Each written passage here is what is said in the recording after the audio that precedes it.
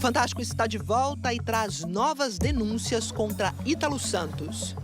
Ex-funcionários do influenciador revelam bastidores da relação de Ítalo com menores dentro da casa dele, diante e também longe das câmeras.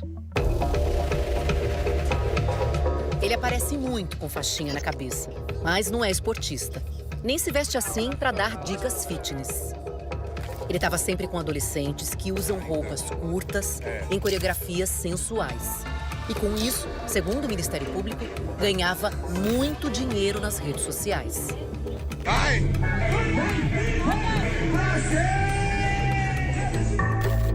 Esta semana, a festa sem limites do influenciador Ítalo Santos chegou ao fim. Depois das denúncias de outro influenciador, o Felca, as redes de Ítalo foram bloqueadas. Ítalo e o marido, Israel Nata Vicente, foram presos na última sexta-feira. E pessoas próximas ao casal começaram a revelar o que se passava por trás das câmeras. Uma pessoa soberba e que tudo tem que andar conforme ele quer. Ele controlava a vida desses adolescentes? Se não fosse de acordo com o que ele queria, dispensava. Esses são ex-funcionários de Ítalo. Eles não são investigados e pediram para não serem identificados. Os ex-funcionários mostraram fotos, conversas e contaram sobre a rotina na casa do influenciador. Vocês estão sendo presos pelo DEIC, aqui de São Paulo. Mandado de prisão da Paraíba. Ítalo e Israel respondem por tráfico de pessoas e exploração sexual infantil. Mas por que só agora? Por que só depois da tremenda exposição que o influenciador Felca deu para o caso, vira um crime em algo que Ítalo faz há anos? Muita gente estava vendo o que acontecia. Os próprios funcionários do Ítalo, a escola dos adolescentes que apareciam nos vídeos do Ítalo, eles frequentemente chegavam atrasados no colégio. As plataformas têm acesso ao conteúdo postado. Só que foi uma pessoa anônima que viu as redes e não se conformou. Achou que tinha coisa inadequada ali. Foi para frente do computador e no dia 17 de dezembro do ano passado, decidiu mandar uma mensagem para o Ministério Público do Trabalho da Paraíba. Era uma denúncia simples, uma denúncia curta, de alguém que acompanhava os conteúdos produzidos por Ítalo Santos na internet e que imaginava que isso pudesse configurar a exploração do trabalho infantil. Nós mobilizamos uma equipe internamente para fazer o acompanhamento das postagens nas principais plataformas. O que eles queriam entender mesmo é o que acontecia nos bastidores. E começaram a chamar testemunhas. Alguns ex-funcionários, pessoas que tinham acesso à casa.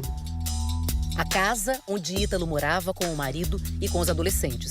Essa mansão num condomínio em João Pessoa, que tem um símbolo gigante em frente, HS, de Ítalo Santos. Ostentação do lado de fora, mas por dentro... Eu via a casa totalmente cheia de lixo e ficava durante 3 dias, 4 dias, 5 dias. Eles não tinham muito um ambiente limpo. Pelo relato das testemunhas, moravam aqui o casal e outras 10 pessoas, 4 menores de idade. Na casa se passava uma espécie de reality show. Havia uma produção intensa de conteúdo, praticamente 24 horas, né? Assim, aliado ao fato de que havia monetização, gerava diferentes formas de receita, né, financeira para os acusados. Inquestionável a existência de uma relação de trabalho. Quando não era trabalho, os adolescentes não podiam ficar com o celular, contaram os ex-funcionários. Os celulares às vezes eram guardados dentro de uma caixa e outras vezes era guardado dentro do quarto dele com chave. Ele tinha muito medo de que as pessoas filmassem o que ele era por trás das câmeras. As festas na casa eram frequentes. Ele deixava que os adolescentes bebessem bebida alcoólica? Todos bebiam, sem restrição. As investigações revelaram que uma das adolescentes, menor de idade, chegou a ficar grávida enquanto estava na casa de Ítalo e perdeu o bebê. Os adolescentes se alimentavam direitinho? Quando ele queria. E só poderia comer quando ele acordasse. Era só quando ele realmente deixava. Tinha uma rotina de acordar, dormir direito? Não, era noite, em claro. Inclusive, já teve filmagens que ele fez que as crianças estavam indo para a escola e após desligar as câmeras, elas não iam para a escola. Em depoimento ao MP, uma outra ex-funcionária diz que que Ítalo é negligente com a saúde dos adolescentes, que eles vivem em regime de cárcere privado, não saem de casa sozinhos, não têm vida social, vivem como propriedade dele. Estabelecemos contato com a coordenação de 2 escolas. Alguns depoimentos indicaram situações pontuais em que os adolescentes ficaram muitos dias afastados do ambiente escolar, cerca de 40 ou 50 dias fora de João Pessoa. Não parece adequado. O que eu percebi foi uma tentativa de naturalizar a situação. Em depoimento, a coordenadora de uma das escolas informou que os adolescentes diziam que se atrasavam por causa das gravações. Em 2020, o Ministério Público Estadual abriu uma ação civil para apurar a frequência escolar de um deles. Mas depois que Ítalo cumpriu algumas medidas de proteção ao adolescente, o caso foi arquivado. Em nota, o MP disse que, naquela época, a medida não teve caráter criminal. Agora, além do Ministério Público do Trabalho, Ítalo está sendo investigado pelo Ministério Público da Paraíba e pela Polícia Civil. Os pais dos adolescentes também foram ouvidos pelo Ministério Público. E as investigações mostram que eles recebiam uma espécie de mesada para os filhos ficarem na casa, morando com o Ítalo e também postando conteúdo. O pagamento variava entre R$2.000 e R$3.000. Em depoimento, uma das mães diz que não sabe se a filha ganhava mesada e que não considera que ela trabalha para Ítalo. Nunca chegou até a sede do conselho nenhuma denúncia dos próprios pais responsáveis dessas adolescentes. Nós não conseguimos contato com os pais desses adolescentes. A gente queria tentar ver se a família dela poderia falar com a gente. A maioria dessas famílias vive em Cajazeiras, interior da Paraíba. Ítalo nasceu na cidade de 70 mil pessoas. Ele era o cara que dava aulas de dança na pracinha da cidade. Começou a gravar vídeos aqui com os adolescentes.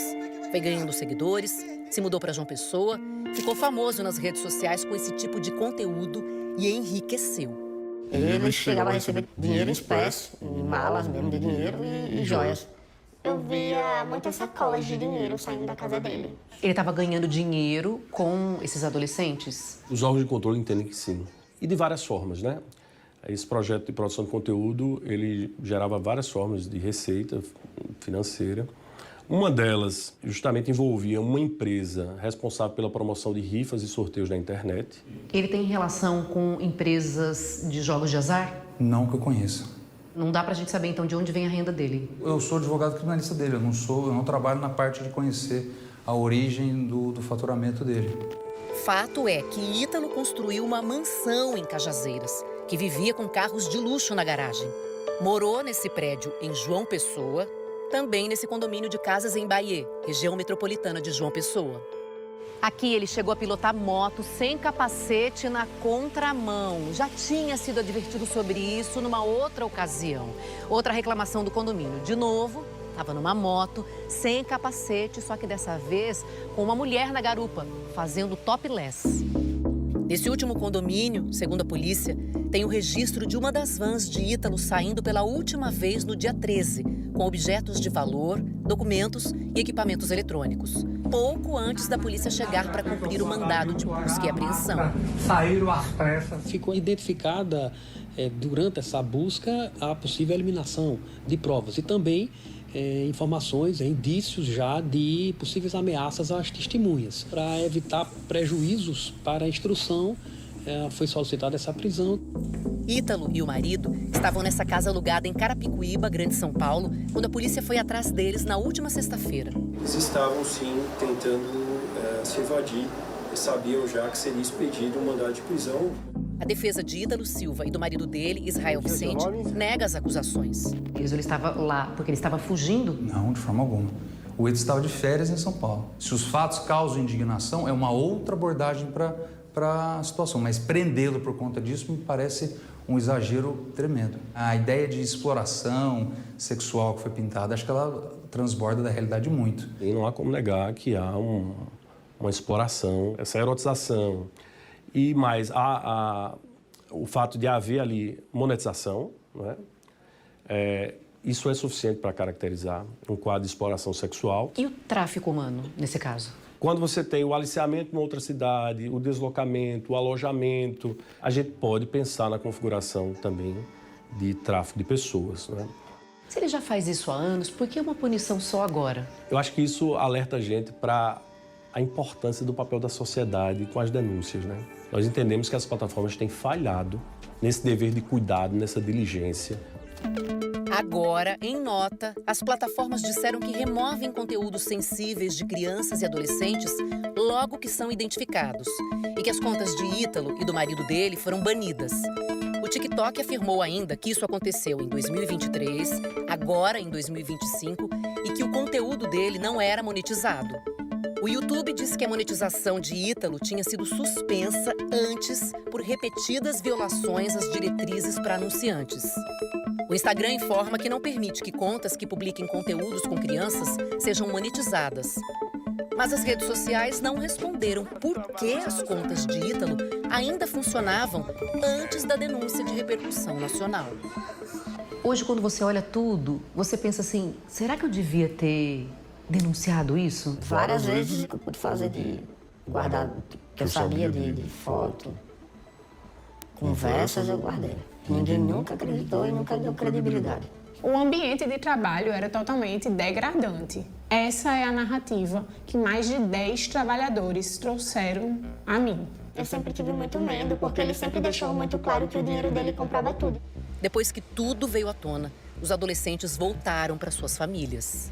Aqui fica o apelo. Eu acho que a sociedade brasileira precisa se engajar. É um debate muito relevante. Vocês estão sendo presos pelo DEIC, aqui de São Paulo. Mandado de prisão da Paraíba.